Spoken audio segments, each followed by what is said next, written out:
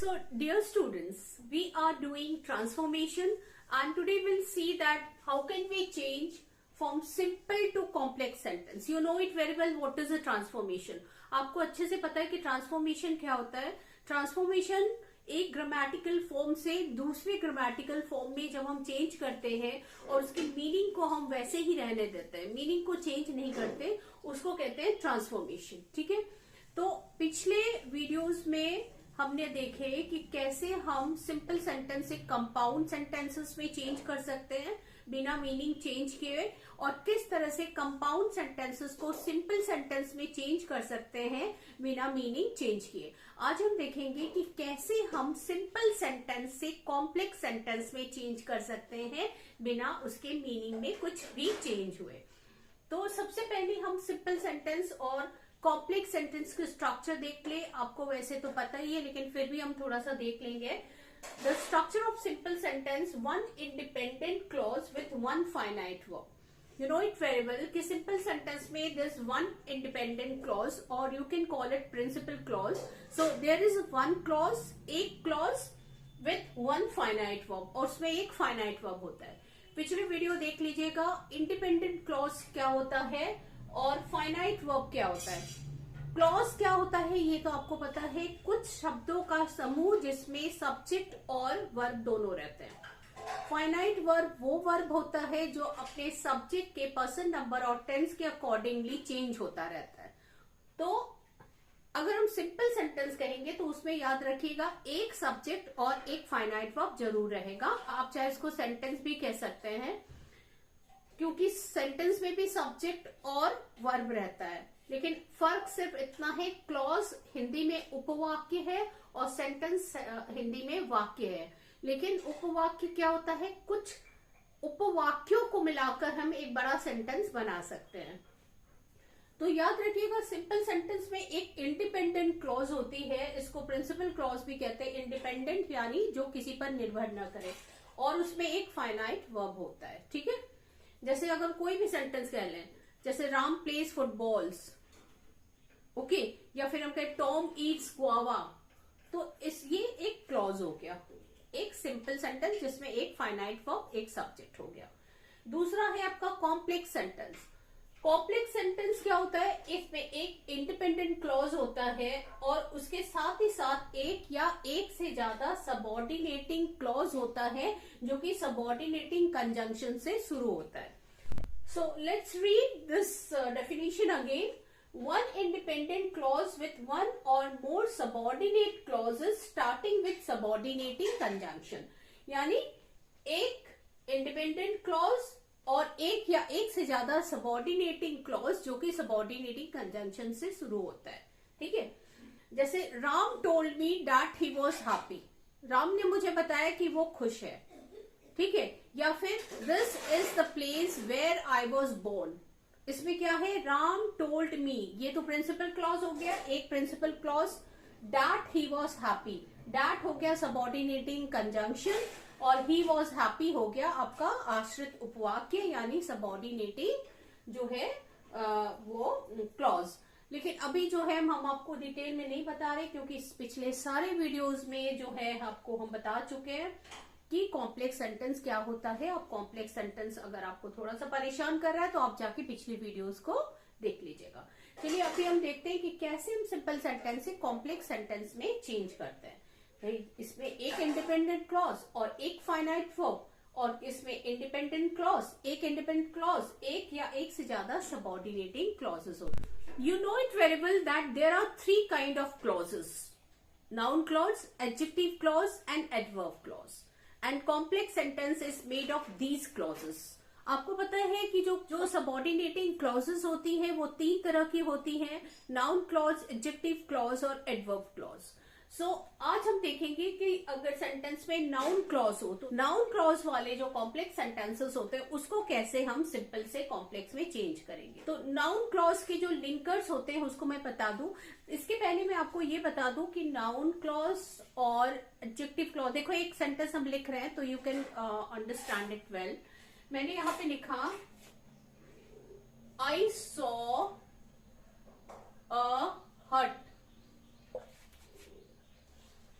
which was burned. ये एक sentence हमने लिखा, I saw a hut which was burned. अभी हम दूसरा लिख रहे हैं, ध्यान दीजिए. I saw that the hut was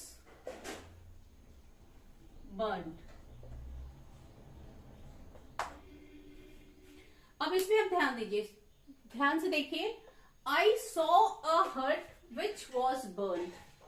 यहाँ पे ये कॉम्प्लेक्स सेंटेंस है, दोनों एक कॉम्प्लेक्स सेंटेंसेस है. एक एडजेक्टिव क्लॉज है और एक नाउन क्लॉज है. वो मैं आपको सिर्फ समझा रही हूँ क्योंकि अभी हम देखेंगे कि सिंपल टू कॉम्प्लेक्स सेंटेंस कैसे हम नाउन क्लॉज का प्रयोग करके चेंज करते हैं. लेकिन थोड़ा सा आपको समझा दूं. आई सॉ अ हट विच वॉज बर्न्ड. अब यहाँ पे आप देख रहे हैं कि ये जो इस सेंटेंस में आई सॉ अ हट, यहाँ प्रिंसिपल क्लॉज है और विच वॉज बर्न्ड ये सबऑर्डिनेटिंग क्लॉज है, यानी आश्रित उपवाक्य है जो प्रिंसिपल क्लॉज के ऊपर अपनी मीनिंग के लिए डिपेंड कर रहा है. लेकिन आई सॉ अ हट यानी प्रिंसिपल क्लॉज में आए हुए किसी नाउन या प्रोनाउन के बारे में सबऑर्डिनेट क्लॉज के में जब बोला जाए उसके बारे में तो वो फिर एडजेक्टिव क्लॉज कहलाता है. अब आई सॉ अ हट ये एक प्रिंसिपल क्लॉज है और सबऑर्डिनेटिंग क्लॉज जो है वो सबऑर्डिनेटिंग कंजंक्शन विच से शुरू है. ठीक है. अब विच किसकी बात कर रही है? प्रिंसिपल क्लॉज में आए हुए हट की बात कर रही है. और आपको पता है कि एडजेक्टिव क्लॉज हमेशा किसी नाउन या प्रोनाउन के बारे में हमें अतिरिक्त जानकारी देता है या उसकी विशेषता बताता है. तो यहाँ पे इस हट के बारे में ये जो वर्ड है विच, किसकी बात हो रही है? हर्ट की बात हो रही है. तो इसीलिए उसको उसके बगल में रखा गया है और ये एडजेक्टिव का काम कर रही है. इस हर्ट की विशेषता बता रही है कि जो जली हुई थी. Which was burn. I saw a हट विच वॉज बर्न. मैंने एक झोपड़ी देखी जो जली हुई थी. बात किसकी हो रही है? इस जली झोपड़ी की बात हो रही है जो जली हुई थी. तो ये एक एडजेक्टिव क्लॉज हो गया. और दूसरा वाला देखो, I saw that the hut was burned. अब यहां पे क्या है? आई सॉ तक हमारा प्रिंसिपल क्लॉज है. ठीक है. इसमें आई सॉ अ हट तक प्रिंसिपल क्लॉज था, इसमें आई सॉ तक आपका प्रिंसिपल क्लॉज है और यहां से आपका सबऑर्डिनेटिंग कंजंक्शन शुरू होता है. यहां से आपका सबऑर्डिनेटिंग क्लॉज शुरू होता है जो डैट कंजंक्शन से शुरू हो रहा है. और ये बेटा नाउन जो है इसको कहते हैं नाउन, इसको कहते हैं नाउन क्लॉज. नाउन क्लॉज क्यों कहते हैं? क्योंकि ये भाई देखो नाउन क्लॉज इसलिए कहते हैं, ध्यान दो. अगर आप कोई सेंटेंस का स्ट्रक्चर जब तैयार करते हैं तो सब्जेक्ट और वर्ब के बाद ऑब्जेक्ट आता है ना. सब्जेक्ट और वर्ब के बाद ऑब्जेक्ट आता है. हर सेंटेंस में नहीं, लेकिन ये एक सेंटेंस की स्ट्रक्चर या बनावट है. तो इसमें सब्जेक्ट और वर्ब के बाद जो है ये डैट कंजंक्शन जो शुरू हो रहा है ये ऑब्जेक्ट का काम कर रहा है. यहाँ पे I saw that the hut was burned. ठीक है. इसीलिए इसको ये जो सबऑर्डिनेटिंग क्लॉज है ये पूरा प्रिंसिपल क्लॉज में आए हुए इस वर्ब का ऑब्जेक्ट के रूप में काम कर रहा है. समझ में आ रहा है? तो इसीलिए ये नाउन क्लॉज है. और नाउन क्लॉज का लिंकर डैट है, लेकिन एडजेक्टिव क्लॉज का लिंकर विच है. लिंकर यानी जोड़ने वाला. तो ये तो मैंने आपको एक जस्ट छोटा सा इंफॉर्मेशन दिया कि कैसे नाउन क्लॉज और एडजेक्टिव क्लॉज जो होता है वो सबऑर्डिनेटिंग कंजंक्शन के रूप में आता है. अभी हम चलिए देखते हैं कि कैसे कौन कौन से, पहले हम देख ले कि लिंकर्स होते हैं जो नाउन क्लॉज में यूज होते हैं. क्योंकि अभी सबसे पहले हमें ये देखना है कि सिंपल टू कॉम्प्लेक्स सेंटेंस में जब हम चेंज करेंगे तो नाउन क्लॉज की हेल्प से चेंज करेंगे. अब यहाँ पे एक सेंटेंस देखिए. Let me tell you. सबसे पहले आप ऊपर देखिए, कन्फेस्ड, कमिटेड, एक्सेप्टेड जब आपके सिंपल सेंटेंस में आ जाता है तो आप जब चेंज करेंगे तो लिंकर्स के रूप में या कंजंक्शन के रूप में हम डैट का प्रयोग करते हैं।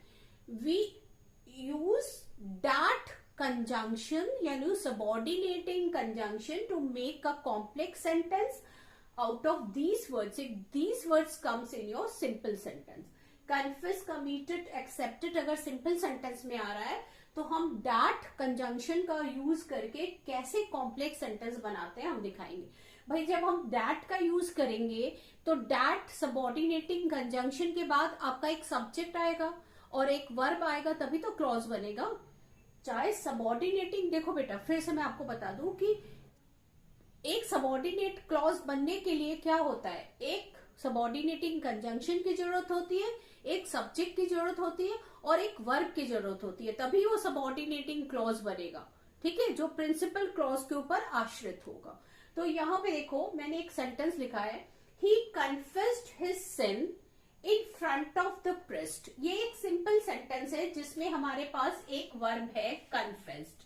ठीक है, He confessed his sin, जैसे कि मैंने अभी बोला था confessed, उसने अपने पाप को स्वीकार किया। अब यहाँ पे देखो he सब्जेक्ट हो गया, सॉरी यहाँ पे मैंने गलती से his लिख दिया है, he होगा।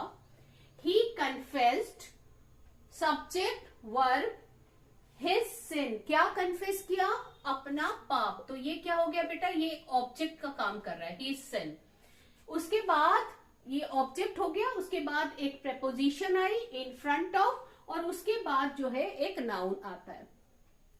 आपको पता है कि प्रेपोजिशन अपने साथ हमेशा ऑब्जेक्ट के रूप में एक नाउन लेता है। तो ये तो चलो ठीक हो गया, इसको हमने अतिरिक्त जोड़ा। अगर हम यहां तक लिखते ही कन्फेस्ड हिज सिन तो भी काम हो जाता। सब्जेक्ट और ऑब्जेक्ट के साथ हमारा यहां तक खत्म हो जाना चाहिए था, लेकिन हमने आगे और जोड़ दिया। थोड़ा सा अधिक जानकारी के लिए हमने लिखा कि उसने अपनी गलती को स्वीकार किया पुजारी के सामने। अगर आपको ये सेंटेंस परेशान कर रहा है तो हम यहां तक लिख सकते हैं he confessed his sin, यहां तक भी हम लिख सकते हैं। चलिए हम यहां मिटा देते हैं कि मे भी आपको थोड़ा सा दिक्कत आए समझने में। ठीक है, ये हमने मिटा दिया। ठीक है, अब हमने सिर्फ लिखा ही कन्फेस्ड हिज सिन, उसने अपने पाप को स्वीकार किया। हमने सिर्फ इतना जोड़ा था कि उसने अपने पाप को मंदिर के पुजारी के सामने स्वीकार किया। तो ठीक है, कोई बात नहीं, हमने लिखा ही कन्फेस्ड हिज सिन। तो ये सब्जेक्ट हो गया, ये वर्ब हो गया, हिज सिन क्या है, ये ऑब्जेक्ट हो गया। क्योंकि ही कन्फेस्ड ये एक ट्रांजिटिव वर्ब के रूप में काम कर रहा है। उसने कन्फेस किया, क्या कन्फेस किया, अपना पाप। ठीक है, अब इस सेंटेंस को, एक सिंपल सेंटेंस है, इसको हमें चेंज करना है कॉम्प्लेक्स सेंटेंस में। तो जब हम कॉम्प्लेक्स सेंटेंस में चेंज करते हैं वो भी हम दैट जो है सबऑर्डिनेटिंग कंजंक्शन को लगा के यूज करेंगे। तो सबसे पहले हम क्या करेंगे, सब्जेक्ट और वर्ब को सबसे पहले हम अलग कर लेते हैं। ठीक है, तो हमने यहां लिखा ही कन्फेस्ड, तो हमने सबसे पहले सब्जेक्ट और वर्ब को अलग कर लिया, बाकी हमारे पास बचा हिज सिन। ठीक है, अब सब्जेक्ट और वर्ब, यहां से हमें एक और क्लॉज बनानी है, यानी ये तो एक क्लॉज बन गया, ही कन्फेस्ड, उसने कन्फेस्ड किया। ठीक है, अब यहां से हमें एक और क्लॉज बनानी है। तो अभी क्या करना है, कॉम्प्लेक्स सेंटेंस बनाने के लिए एक सबऑर्डिनेट क्लॉज की जरूरत है, और ये एक प्रिंसिपल क्लॉज बन गया, ही कन्फेस्ड। अब यहां पे हमने लिंकर क्या लगाया, डैट लगाया। ठीक है, ही कन्फेस्ड डैट, डैट लगाने के बाद कंजंक्शन, जब हम सबऑर्डिनेट क्लॉज बनाते हैं तो एक सबऑर्डिनेटिंग कंजंक्शन लगाते हैं, उसके बाद एक सब्जेक्ट की जरूरत पड़ेगी, एक वर्ब की जरूरत पड़ेगी हमें। तो ही कन्फेस्ड दैट, दैट के बाद हमने ही लगाया, किसकी बात हो रही, ही की बात हो रही, तो that is why we have used he confessed that he. अब दैट ही के बाद हमें जो है, चलो अभी हम इतना जगह छोड़ते हैं, ये आपको बताते हैं, वर्ब भी आएगा, लेकिन अभी कैसे वर्ब आएगा भी हम आपको बताते हैं। नाउ यहां पे जो नाउन है सिन, इसको हम दो तरीके से चेंज करते हैं। ही कन्फेस्ड हिज सिन, अब सिन यहाँ पे नाउन है, भाई ऑब्जेक्ट का काम कर रहा है, यहाँ पे ये तो नाउन है। इस नाउन को हम दो तरीके से चेंज करते हैं, या तो हम इसको एडजेक्टिव बना देते हैं या वर्ब के रूप में चेंज करते हैं। ध्यान दो, जब हम आपके वर्ब के बाद जो कोई नाउन आता है उस नाउन को या तो हम एडजेक्टिव में बदलते हैं या फिर किसी वर्ब के रूप में चेंज करते हैं। तो यहाँ पे देखो, ही कन्फेस्ड, यहां तक तो आपका प्रिंसिपल क्लॉज बन गया। इसके बाद हमने डैट कंजंक्शन लगाया, फिर सब्जेक्ट लगाया। अब यहाँ पे हमने यहाँ पे अभी वर्ब नहीं लगा रहे हैं, सिन नाउन को हमें एडजेक्टिव बनाना है। तो सिन होता है पाप, ठीक है, और एडजेक्टिव क्या होगा उसका? पापी, पाप और पापी, तो सिन और सिनेस्टर हो गया, है ना। तो यहाँ पे हमारा बन गया सिनेस्टर, ठीक है। लेकिन फिर भी हमारा कंप्लीट नहीं है, क्योंकि अब आपको ध्यान देना है कि जब भी एडजेक्टिव आए तो उसके पहले, मैंने इसके पहले वाले वीडियो में भी आपको बताया कि एडजेक्टिव के पहले हमेशा बी फॉर्म आता है। बी फॉर्म से क्या बनता है? इज, एम, आर, वॉज, वर, ठीक है। तो चूंकि सेंटेंस पास्ट टेंस में है तो हमारा क्या आएगा? वॉज या वर में से कोई आएगा। लेकिन सेंटेंस सिंगुलर है तो वॉज आएगा, ठीक है। तो यहाँ पे हमने वॉज को जोड़ दिया, तो ये बन गया he confessed that he was sinister. अब यहाँ पे क्या बन गया? He confessed, this is principal clause, P clause, and that he was sinister, this is subordinating noun clause, okay. ये सबऑर्डिनेटिंग नाउन क्लॉज बन गया। अब नाउन क्लॉज क्यों कहलाएगा? क्योंकि ही कन्फेस्ड हिज सिन था, यहाँ पर ये एडजेक्टिव का, सॉरी, ऑब्जेक्ट का काम कर रहा था। यहाँ पर वर्ब के तुरंत बाद ऑब्जेक्ट का काम करता है, और यहाँ पर ये पूरा का पूरा सबऑर्डिनेटिंग क्लॉज ऑब्जेक्ट का काम कर रहा है और वर्ब के बाद आया है, तो इसलिए ये नाउन क्लॉज कहलाएगा, ठीक है। तो फिर से मैं आपको बता दूं कि कैसे मैंने चेंज किया। Let me tell you again. He confessed his sin, यानी सब्जेक्ट, वर्ब और ऑब्जेक्ट था। ऑब्जेक्ट जो है हमेशा नाउन या प्रोनाउन होता है, ठीक है। अब हमें क्या करना था कि सबसे पहले हमने सब्जेक्ट और वर्ब को अलग किया और लिखा ही कन्फेस्ड, ठीक है। उसके बाद हमने डैट कंजंक्शन जोड़ा, ही कन्फेस्ड डैट। अब हमें चूंकि डैट के बाद एक सबऑर्डिनेटिंग कंजंक्शन बनाना है तो सब्जेक्ट और वर्ब दोनों चाहिए। तो सब्जेक्ट में बात हो रही है ही की, तो हमने यहाँ पे ही लिख दिया, डैट के बाद ही। अब वॉज हमको लिखना ही है क्योंकि सब्जेक्ट के बाद वर्ब रहता है, लेकिन फिर भी हम आपको एक रूल बता दें कि अगर आपके पास एडजेक्टिव आता, चलिए वॉज को छोड़ देते हैं, दैट ही सिनेस्टर। अब यहाँ पे जो नाउन है जो ऑब्जेक्ट के रूप में आया था सिंपल सेंटेंस में, उस नाउन को हमें चेंज करना है एडजेक्टिव में। तो सिन होता है आपका नाउन यानी पाप, और सिनेस्टर हो गया एडजेक्टिव यानी पापी, ठीक है। So he confessed that he was sinister. He was a sinister. ठीक है। अब यहाँ पे जो sinister वर्ड आया है उसके पहले हमें एक जो है बी फॉर्म के is, am, are, was, were लगना है।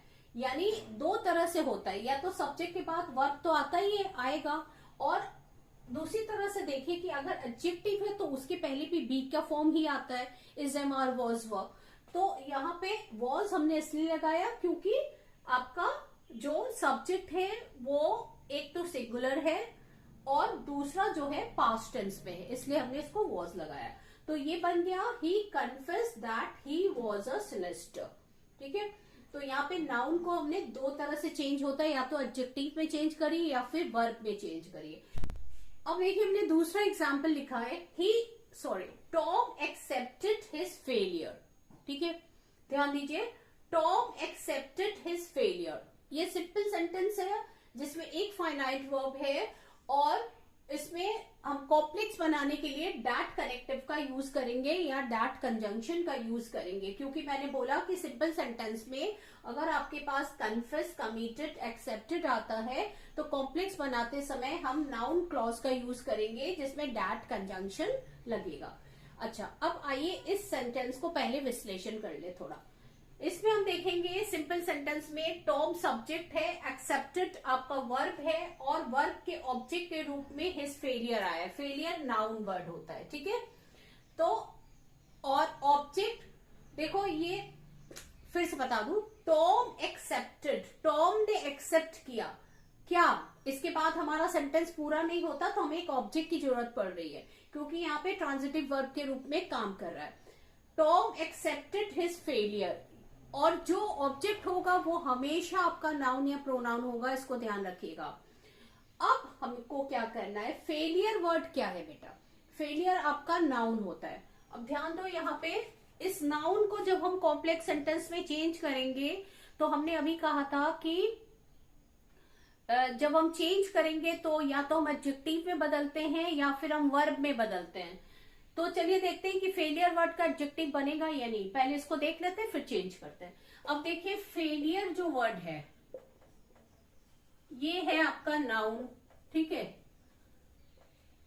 ये आपका नाउन है फेलियर। जैसे he accepted his failure, noun हमेशा सब्जेक्ट और ऑब्जेक्ट के रूप में काम करता है, तो यहाँ पे ऑब्जेक्ट के रूप में काम कर रहा है तो यह नाउन है फेलियर।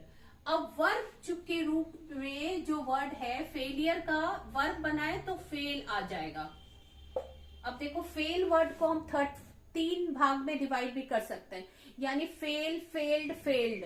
तो ये 3 हो गया फेल्ड, जैसे राम फेल्ड, टॉमी फेल्ड, है ना, या फिर Ravi failed in his examination, ये फेल वर्ब हो गया। ये फेलियर नाउन हो गया जिसको सब्जेक्ट या ऑब्जेक्ट के रूप में हम यूज कर सकते हैं। ये वर्ब फेल हो गया, ठीक है। तो फेलियर और फेल ये नाउन और वर्ब का तो काम कर रहा है, लेकिन इससे एडजेक्टिव हम नहीं बना पा रहे। भाई फेलियर का एडजेक्टिव हम क्या बनाएंगे, एक काम हम कर सकते हैं कि आपको पता है कि V3 कभी कभी एडजेक्टिव का काम करता है, लेकिन V3 एडजेक्टिव का काम तभी करता है जब उसके बाद में कोई नाउन हो। जैसे V3 का एक एग्जाम्पल हम देख रहे हैं, देखो जैसे फेल, फेल्ड, फेल्ड, ये वर्ब का फर्स्ट फॉर्म, ये सेकेंड फॉर्म, ये थर्ड फॉर्म, यानी इसको कहते हैं प्रेजेंट इंडेफिनेट, ठीक है, प्रेजेंट इंडेफिनेट या सिंपल प्रेजेंट। इसको कहते हैं पास्ट इंडेफिनेट या वर्ब का सेकेंड फॉर्म, या इसको कहते हैं पास्ट पार्टिसिपल यानी वर्ब का थर्ड फॉर्म। तो ये जो वर्ब का थर्ड फॉर्म है तो वर्ब, इसी को हम एडजेक्टिव के रूप में यूज कर सकते हैं इसके बाद कोई नाउन लाके। जैसे हम लिख सकते हैं, अगर हम एडजेक्टिव बनाना चाहें तो हम लिख सकते हैं कि he is a failed businessman, ठीक है, या ही इज अ फेल्ड, कोई भी हम लगा दे यहाँ पे, he is a failed person. चलिए हमने पर्सन लगा दिया, वो एक फेलियर व्यक्ति है, फेल्ड पर्सन है, वो एक फेल्ड व्यक्ति है। तो ये फेल्ड जब हम एडजेक्टिव बनाएंगे तो उसके बाद हमें एक नाउन लगाना पड़ेगा, तभी एडजेक्टिव का काम करेगा।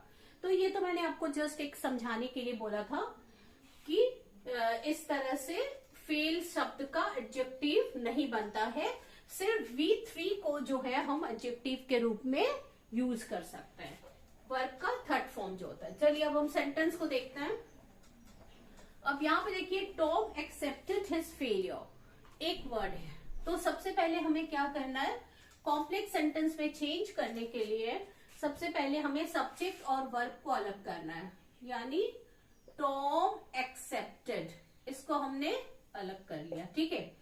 टॉम एक्सेप्टेड हमने लिखा। अब उसके बाद हमें, ये तो आपका प्रिंसिपल क्लॉज बन गया, अब सबऑर्डिनेट क्लॉज बनाना है इसका, तो इसके लिए पहले डैट कनेक्टिव जोड़ना है। Tom accepted that, that connective के बाद सबऑर्डिनेटिंग कंजंक्शन बनाने के लिए सब्जेक्ट आना चाहिए, तो बात किसकी हो रही है, टॉम की आ रही है, तो ही आ जाएगा, क्योंकि ऑलरेडी हमने यहाँ पे टॉम लिखा हुआ है।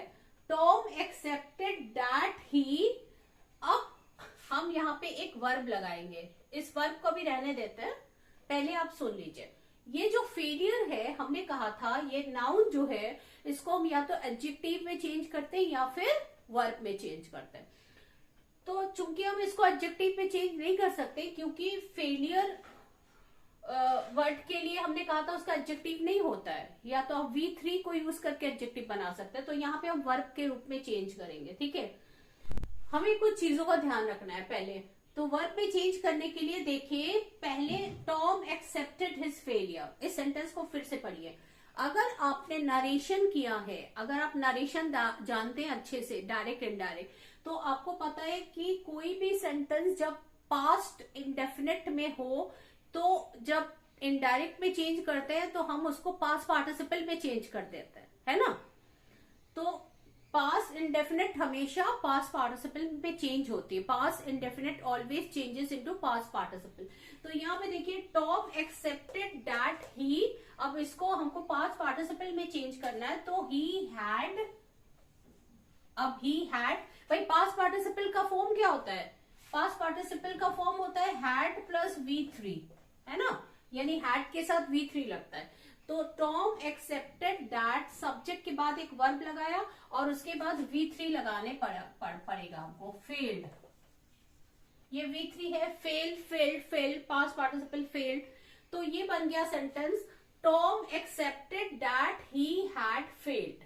क्योंकि यहाँ एडजेक्टिव नहीं बना पाए तो हमको वर्ब में चेंज करना पड़ेगा, और वर्ब में चेंज करने के लिए हमें ये देखना है कि सेंटेंस, अगर आपका जो नरेशन आपने किया है तो उससे पता चल जाएगा कि अगर आपका जो पास्ट इंडेफिनिट का सेंटेंस है तो वो पास्ट परफेक्ट में बदल जाएगा, अगर आपका प्रेजेंट इंडेफिनिट होता है तो पास्ट इंडेफिनिट में चेंज हो जाता है।